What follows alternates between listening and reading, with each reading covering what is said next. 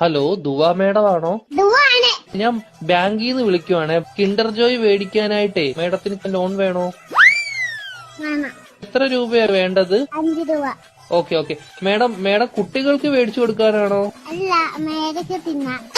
മേഡത്തിന്റെ phone number ഒന്ന് പറയാമോ? 11 22 77 10. Okay madam.